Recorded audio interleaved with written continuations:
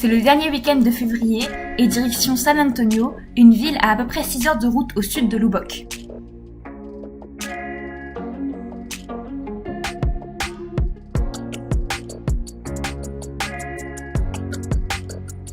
On était un groupe de 5 à partir, donc on a loué un Airbnb pour le week-end. On est parti tôt le vendredi matin et on est revenu tard le dimanche soir.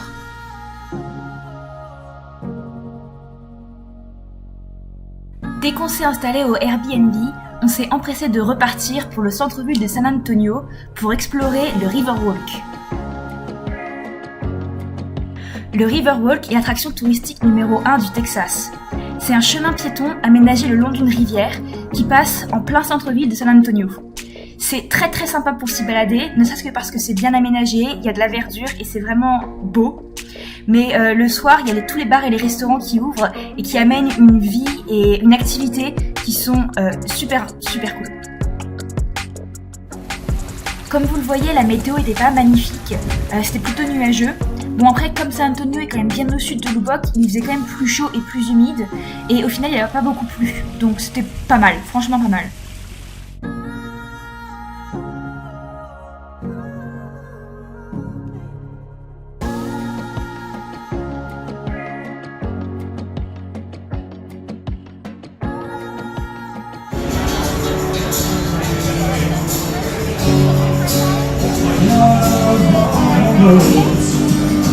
You know where you're coming home.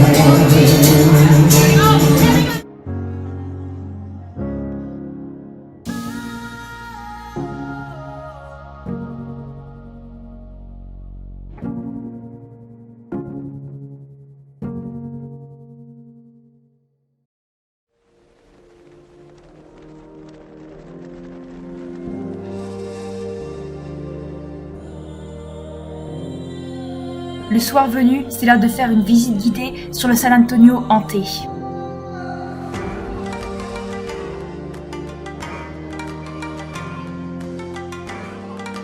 On était donc un groupe d'une trentaine de personnes, menés par un guide qui nous a emmenés d'hôtel en cathédrale, tous des lieux hantés où à chaque arrêt, il nous expliquait l'histoire du lieu, ainsi que l'histoire des différents fantômes qui le peuplaient. Il faut savoir que San Antonio est très populaire pour ses histoires de fantômes, notamment puisque c'est un lieu chargé d'histoire et que beaucoup de figures historiques y sont mortes.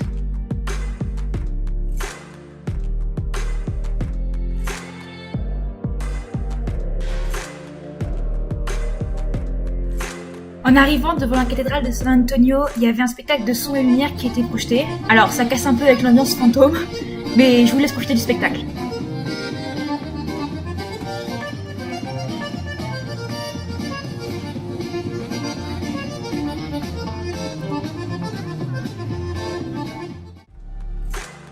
Le lendemain matin, on a été visiter l'Alamo, qui est la deuxième attraction touristique la plus populaire du Texas.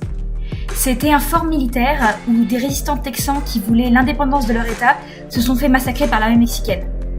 Aujourd'hui, c'est devenu un musée qu'on peut donc visiter. Alors, c'est l'heure d'un petit cours d'histoire. À l'origine, les États-Unis étaient des colonies européennes, majoritairement anglaises, mais en l'occurrence, le Texas était une colonie espagnole, au même titre que le Mexique. Quand le Mexique a pris son indépendance de l'Espagne, le Texas en faisait partie. Mais le Texas, voulant son indépendance, s'est rebellé contre le Mexique. S'en est suivi plusieurs batailles, notamment la bataille de l'Alamo, fort dans lequel les résistants texans se sont fait massacrer par l'armée mexicaine en faisant un symbole martyr de la résistance texane.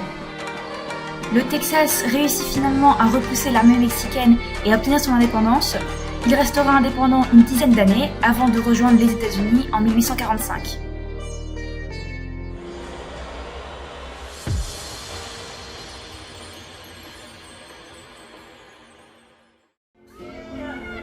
L'après-midi, on a visité la place historique du marché, qui est un quartier mexicain avec plein de boutiques et restaurants très typiques.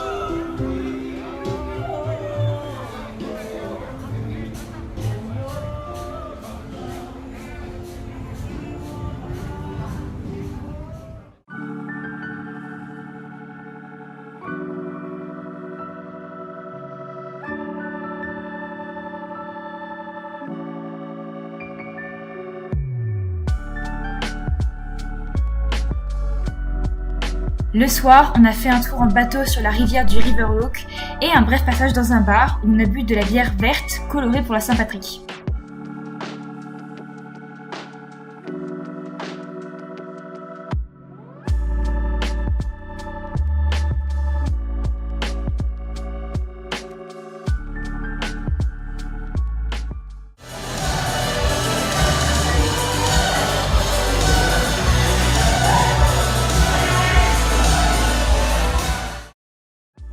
Enfin, le dimanche matin, après un copieux petit déjeuner dans le restaurant le plus ancien de San Antonio, on est reparti direction Lubbock. On s'est arrêté à Fredericksburg sur le chemin du retour, une ville avec une influence allemande pour faire encore un peu de tourisme. Et après avoir pris des provisions dans une boulangerie, on est reparti et on est arrivé à Lubbock vers 20h. San Antonio est la première ville en dehors de Lubbock qu'on visitait donc avec les autres étudiants internationaux. On a tous beaucoup aimé, moi particulièrement la Riverwalk. Si vous passez dans le coin, je vous conseille d'y aller, c'est vraiment le détour, c'est vraiment magnifique. J'ai pas précisé, mais on a fait beaucoup de bars et de restaurants et on a trouvé vraiment des pépites, c'était super bon. Donc c'était un autre aspect qu'on a beaucoup apprécié. J'espère qu'il y aura encore beaucoup de voyages comme ça et je n'hésiterai pas à vous les montrer, donc vous verrez tout. À bientôt. That's the best time, the best week to do it. Best weed growing is in family business.